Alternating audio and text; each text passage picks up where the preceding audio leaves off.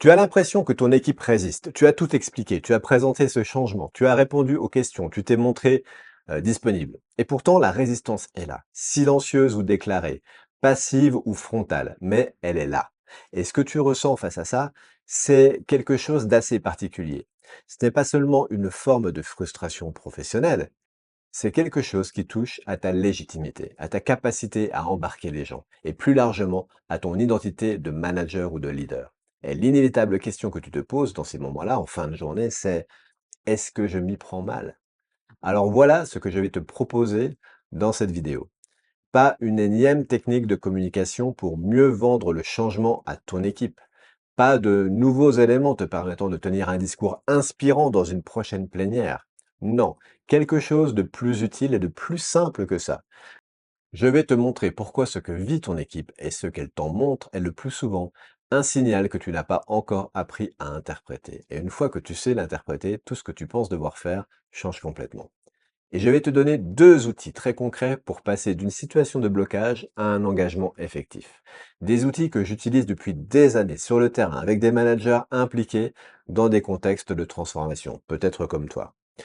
Dans quelques minutes, je vais te présenter le premier outil, celui que j'utilise régulièrement en coaching de manager. Il permet de comprendre en 20 minutes ce qui se passe vraiment chez un collaborateur qui te semble aller contre ou freiner ce changement qui s'amorce. Commençons par une réalité que personne ne dit vraiment en formation de management. Quand un collaborateur semble freiner ou s'opposer à un changement, il ne le fait pas par rapport au changement lui-même. Il exprime des émotions liées à ce que le changement lui coûte. Et ce coût est souvent invisible, non verbalisé, parfois même inconscient pour lui. Et si tu ne comprends pas ce coût précis pour cette personne précise, tu peux avoir le meilleur discours du monde, la meilleure logique, les meilleurs arguments rationnels, eh bien ça ne changera rien. Parce que tu répondras à une question que personne ne t'a posée sans répondre à la vraie problématique. Edgar Schein distingue deux types d'anxiété dans tout processus de transformation. L'anxiété de survie, c'est-à-dire la peur d'être dépassé, de perdre sa place. C'est une force négative, mais elle te pousse à agir. Et il y a l'anxiété d'apprentissage, c'est-à-dire la peur de ce que le changement te demande d'apprendre ou de désapprendre, de te remettre en question. Ce type d'anxiété va justement freiner. Dans ce que vivent les membres de ton équipe, c'est presque toujours l'anxiété d'apprentissage qui parle, avec toutes les émotions associées et aussi ce qu'il y a à perdre au travers de ce changement qui s'amorce. Et cela ne parle pas de la même façon pour tout le monde. C'est précisément là le problème. Face à cette situation, la réponse instinctive du manager, et c'est tout à fait compréhensible, c'est de chercher à convaincre davantage, de réexpliquer, de trouver de nouveaux arguments, d'insister sur les bénéfices, d'organiser une réunion de plus. Et cette approche part d'une hypothèse qui malheureusement est rarement vraie. L'hypothèse que si les gens ne montrent pas l'engagement que tu attends, c'est parce qu'ils n'ont pas compris. Que si tu expliques mieux, finalement, ils adhéreront. Mais dans la très grande majorité des cas, les gens ont parfaitement compris. Ils ont compris ce que le changement allait justement leur coûter. Et ce coût, tu ne l'as pas encore entendu. Embarquer, ce n'est pas convaincre. C'est comprendre que le changement coûte à chaque personne et créer les conditions pour que ce coût devienne acceptable. Et c'est exactement ce que permet le premier outil que je vais te présenter dans quelques instants. Un entretien structuré d'une vingtaine de minutes basé sur un jeu de cartes issu du Management 3.0 qui te permet de comprendre précisément l'impact de ce changement sur la motivation intrinsèque de chaque collaborateur. Et je vais te dire ce que tu peux faire avec ça. J'accompagne des managers depuis quasiment 20 ans dans des contextes de transformation et j'ai observé quelque chose de très constant chez ceux qui réussissent à emmener leurs équipes, même dans les changements les plus difficiles. Ils ne cherchent pas à convaincre tout le monde en même temps. Ils commencent par comprendre chacun individuellement. Ils investissent du temps dans des conversations en tête-à-tête, en one-one, avant d'organiser des réunions collectives. Ils écoutent vraiment pour découvrir, pour comprendre, sur une base de questionnement humble, et ça, le questionnement humble, j'en parle dans mon programme d'agilité personnelle, et ce qu'ils cherchent dans ces conversations, ce n'est pas un argumentaire à contrer, ce sont les motivations de chaque personne, ce qui compte vraiment pour elle. Et d'une certaine manière, ce que le changement risque de lui faire perdre ou gagner sur ces éléments de motivation. Parce qu'une opposition marquée face au changement n'est presque jamais, allez, une question de principe, est très souvent en lien avec une question de motivation menacée. Dans tous les cas, c'est une vraie première piste à creuser. Sur la base des travaux de psychologie sociale, Jürgen Appelo, dans son cadre Management 3.0, a identifié 10 motivateurs intrinsèques universels, 10 dimensions de ce qui donne, ce qui nous donne envie de nous lever le matin, de nous engager, de contribuer, de progresser dans notre travail. Ces 10 motivateurs sont les suivants. Premièrement, l'acceptation, le besoin d'être approuvé et reconnu par son entourage. Ensuite, la curiosité, le besoin d'apprendre et d'explorer. La liberté, le besoin d'autonomie sur son propre travail. Le statut, le besoin que sa position soit reconnue. Le but, le besoin que son travail ait du sens et reflète ce qui compte pour soi. L'honneur, le besoin que ses valeurs se retrouvent dans le groupe.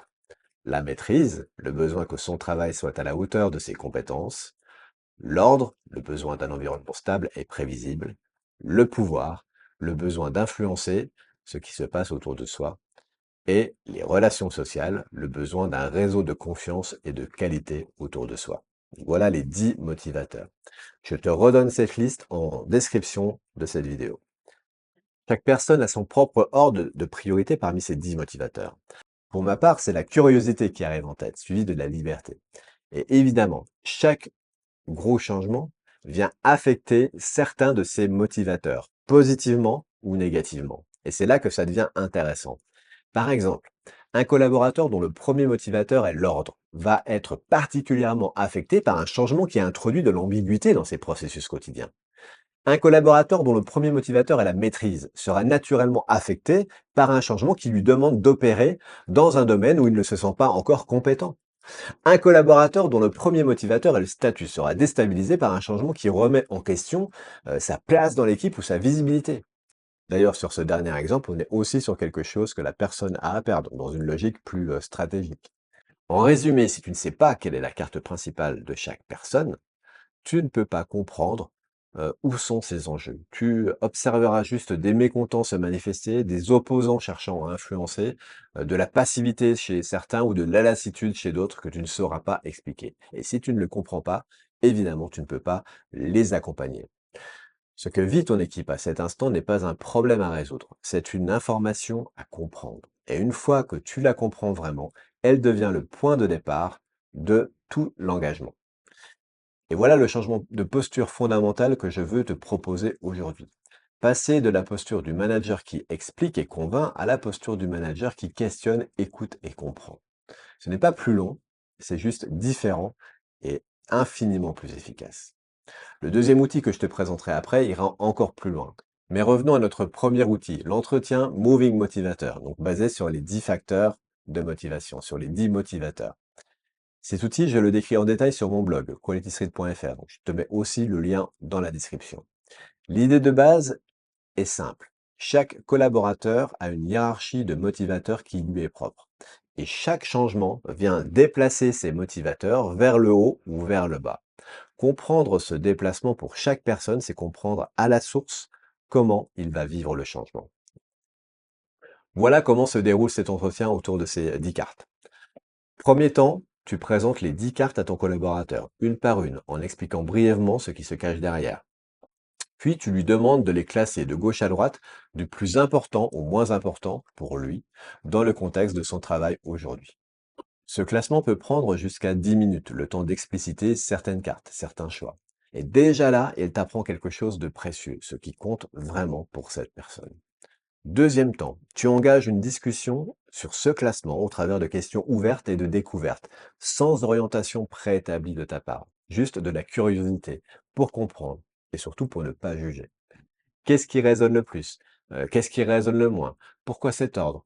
Comment est-ce que ce motivateur se manifeste dans ton quotidien, dans ton activité? Qu'est-ce qui se passe quand il n'est pas satisfait? À chaque fois, à chaque question, laisse du temps, des moments de silence, relance humblement. Ce deuxième temps peut durer aussi assez longtemps, allez, jusqu'à une dizaine de minutes, une quinzaine de minutes. Il crée de la confiance et approfondit ta compréhension de la situation. Troisième temps, et c'est celui qui nous intéresse le plus ici, tu introduis le changement en cours ou annoncé. Et tu demandes à ton collaborateur d'évaluer l'impact de ce changement sur chacune de ces cartes, sur son ordre. Vers le haut si le changement renforce ce motivateur, vers le bas s'il le menace. Donc neutre si l'impact est faible ou nul. Ce troisième temps est tout à fait révélateur parce que ton collaborateur va lui-même identifier à voix haute ce que le changement opère sur lui, ce que le changement lui fait vraiment. Pas ce que tu imagines, mais ce qu'il ressent lui concrètement. Et souvent, ce que tu vas découvrir va te surprendre. Et peut-être que les points durs que tu t'imaginais ne sont pas là où tu pensais. Peut-être que ce collaborateur que tu croyais attaché au confort marque une opposition en réalité parce que le changement menace sa carte maîtrise. Il a peur de ne plus être à la hauteur dans ce qui sera le nouveau contexte. Et si tu sais ça, tu peux lui proposer une montée en compétences spécifique, un accompagnement ciblé, un binomage avec quelqu'un qui maîtrise déjà le sujet. L'autre bénéfice est que cet entretien autour des motivateurs va augmenter la réassurance et réduire par là même son anxiété d'apprentissage. Cet entretien ne prend pas plus, allez, de 20 à 25 minutes. Il te donne plus d'informations utiles sur ce qui retient cette personne que n'importe quelle réunion d'information collective. Enfin, un point important. Cet entretien ne fonctionne que si tu l'abordes avec une vraie posture d'écoute, d'envie de découverte et de curiosité, sans quoi la confiance disparaît et l'outil ne sert à rien. Comprendre ce qui peut freiner au travers de cet outil, tu l'as compris, c'est indispensable. Mais comprendre ne suffit pas. Il faut aussi créer les conditions pour que ton équipe puisse vivre le changement sereinement et positivement, tout en favorisant l'engagement. Et c'est là que la notion de saison de transformation change tout avec de nouveaux bénéfices, tant individuels que collectifs. Ce deuxième outil part d'un constat que j'observe régulièrement sur le terrain. Ce qui décourage les équipes dans un changement, c'est de ne pas voir où elles en sont, de ne pas sentir que les choses avancent, de ne pas être en mesure de donner du feedback. De vivre le changement comme un chantier sans fin, sans jalon, sans victoire intermédiaire visible, sans résultat concret. La saison de transformation répond directement à ça. Elle structure le changement via des petits pas concrets, fréquents et visibles de tous. Donc pas une grande transformation d'un coup, pas d'effet Big Bang, plutôt une succession de minimum viable change, les MVC, de toutes petites évolutions actionnables qui mettent le changement en mouvement à une échelle maîtrisable. Quelque chose de concret, de visible, de mesurable, construit par différents groupes de travail et livré en chaque fin de saison. Et cette cadence de livraison crée quelque chose de très puissant. La preuve que le changement est possible, qu'il est déjà en œuvre. Pas en théorie, pas dans un hypothétique futur, mais dans des actions concrètes qui donnent des résultats ici et maintenant. C'est la logique de l'expérimentation continue appliquée au changement humain. On ne demande pas à l'équipe de croire dans le changement. On lui donne les moyens de le voir arriver, pas à pas, saison après saison, de le vivre. Et ce faisant, là encore, on favorise la réassurance et on fait baisser l'anxiété d'apprentissage. On adresse petit à petit les émotions associées. On embarque les gens dans l'action, dans le changement. Alors concrètement, comment ça se passe, cette saisonnalité? Eh bien, tu définis avec ton équipe, ton service, ton département, ta division, les modalités de cette saisonnalité. Et il y a un minimum évidemment de préparation pour ça. Ensuite, une saison de transformation peut durer allez, entre 1 mois et 2 mois et demi selon l'ampleur du changement et la maturité des équipes. Tu nommes cette première saison, tu lui donnes un ou deux objectifs clairs, euh, des objectifs d'apprentissage collectif, avec toute une série d'expérimentations associées. Tu soignes l'ouverture en mobilisant les équipes dans le choix de ces sujets d'expérimentation. Dit ouverture, dit clôture, au travers d'un bilan, des démonstrations de fin de saison. Les minimum viable change représentent de petites évolutions concrètes actionnables qui mettent en pratique le changement à une échelle maîtrisable, sur lesquels on va pouvoir recueillir du feedback. Des petits pas fréquents qui permettent d'apprendre en faisant, d'ajuster en temps réel et de construire de la confiance collective progressivement. Chaque MVC est livrable, visible, évaluable. Et chaque livraison donne à l'équipe une preuve que le changement est possible, que quelque chose de concret se passe, que l'effort individuel et collectif produit un résultat. Chaque fin de saison marque un moment fort pour collecter du feedback, célébrer, apprendre et offrir de belles marques de reconnaissance. Les saisons de transformation, c'est donc notre deuxième outil, transforment le changement d'une contrainte imposée en une expérimentation choisie. Tu ne demandes pas à ton équipe d'adopter le changement, tu lui proposes de l'expérimenter ensemble dans un cadre sécurisé avec un bilan et des démonstrations prévues à la fin. Et c'est une différence fondamentale. Avant de fermer cette vidéo, je te lance 2 invitations concrètes. La première, identifie dans ton équipe un ou 2 collaborateurs dont tu perçois une certaine forme d'opposition sur le changement que tu portes. La personne dont tu comprends peut-être le moins son opposition ou sa passivité. Et tu lui proposes cet entretien de 20 minutes, cette semaine par exemple, autour de ces cartes de motivation. La deuxième invitation que je te lance, si tu as un changement d'ampleur en cours dans ton équipe ou dans ton entreprise, lance l'idée de ce cadre de changement agile lors de ta prochaine plénière ou dans ta prochaine réunion d'équipe. L'enchaînement de saisons de transformation, chacune d'une durée d'environ 1 mois et demi, avec des premiers minimum viable change à définir ensemble et des démonstrations prévues à la fin. Laisse l'équipe définir, choisir ses premiers MVC, former ses premiers groupes de travail. Tu vas voir que ce geste de co-construction change immédiatement toute la dynamique. Enfin, si tu veux toi aussi mesurer où tu en es sur ta propre capacité à accompagner le changement, j'ai mis en ligne le diagnostic gratuit de la dimension changement. Quelques questions, 3 minutes et un résultat immédiat pour toi. Le lien est dans la description, changement.éveillagile.com. Si cette vidéo t'a apporté une perspective différente sur la question du changement pour ton équipe, dis-le en commentaire et si tu veux aller plus loin sur ces questions, abonne-toi à cette chaîne. Chaque semaine, un sujet, des références solides, des outils que tu peux utiliser dès le lendemain. À très vite!